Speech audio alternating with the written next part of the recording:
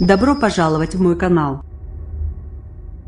Qu'il s'agisse d'Emmanuel Macron hier à Rome ou de Gérard Collomb ce dimanche à Paris, l'exécutif n'a donné priorité sur ce dossier sensible déminer le chemin qui mène à la présentation du projet de loi Asile et Immigration en février en Conseil des ministres, puis à son vote par le Parlement à la session de printemps. C'est un projet de loi totalement équilibré.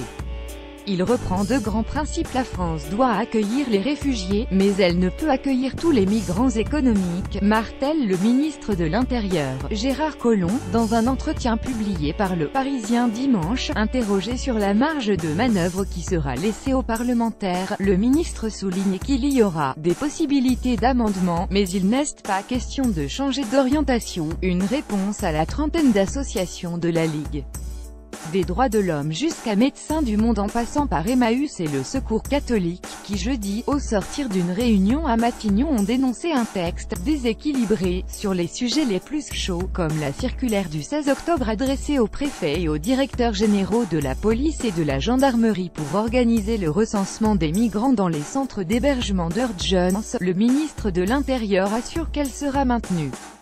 Cette circulaire a été extrêmement caricaturée, mais elle est assez nuancée, commande-t-il.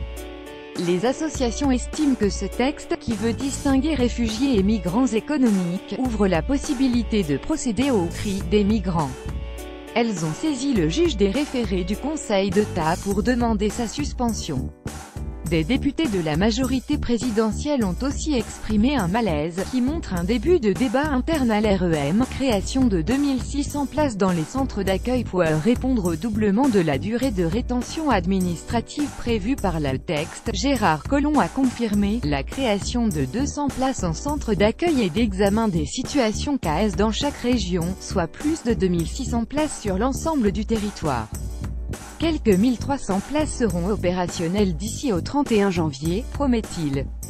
Avec ces centres, l'État développe aujourd'hui des structures couplant accueil et contrôle administratif, afin d'orienter ensuite les migrants vers des centres d'hébergement en fonction de leur droit au séjour. Les KS, assure le ministre, permettent une mise à l'abri des migrants qui sont à la rue. Il en existe déjà en Île-de-France et dans le Nord. Après celui de Cergy-Val-d'Oise, un deuxième KS va ouvrir cette semaine en Île-de-France, à Ris-Orangis-Essonnes.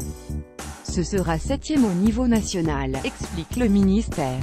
Pour négocier les accords du Touquet enfin, Gérard Collomb déclare aux Parisiens qu'il souhaite un protocole additionnel aux accords du Touquet de 2004, qui fixe la frontière britannique à Calais, NDLR, notamment une prise en charge d'un certain nombre de coûts par les Britanniques.